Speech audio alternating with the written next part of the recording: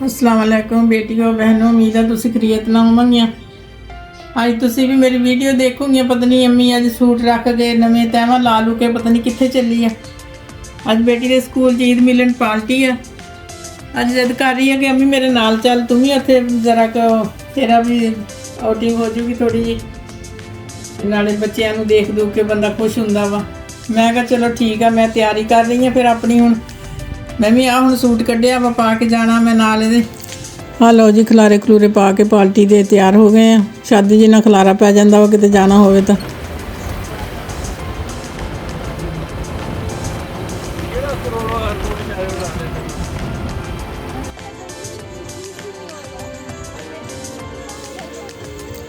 लो जी पहुँच गए स्कूल पहुँच गए। बस बच्चे तो बड़ा इंजॉय करते सी, वड्डे भी इंजॉय करते सी, लेकिन बच्चे तो जेडे बच्चे तो एडे बाबले होए सी, जेड़ा पागल होए सी खाण पीण पिछे स्टॉलों ते। अच्छी सैटिंग की सी हर जगह दी, हर स्टॉल की अच्छी सैटिंग सी। सारा फिर फुर के देखिया अपने, मतलब बहुत अच्छा लगा। दूसरा बच्चे तो बाबले, मावां का पता ही नहीं कि मतलब जड़ियाँ मावां कित्थे बैठियां वा।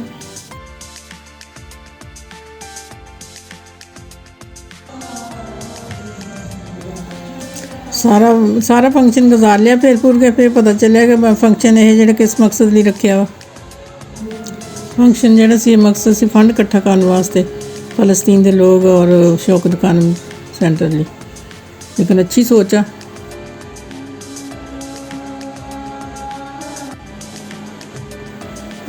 लेकिन चाहिए वा अदारियां कि बच्चों इस तरह की भी सोच समझ आनी चाहिए, किस तरह किसी की मदद करनी है। क्योंकि बच्चों कोई शुरू तो पता चलूगा तो बच्चों अगे जाके समझ आऊगी कि ना किस तरह की मदद करनी है।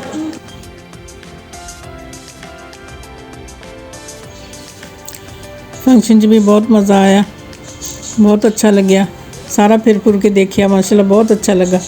चलो मेरी वीडियो तुहानू पसंद आई होगी तो शेयर करियो, लाइक करियो, सबसक्राइब करियो कंजूसो। चलो मिलते हैं अगली वीडियो। अच्छा, खुदा हाफिज़।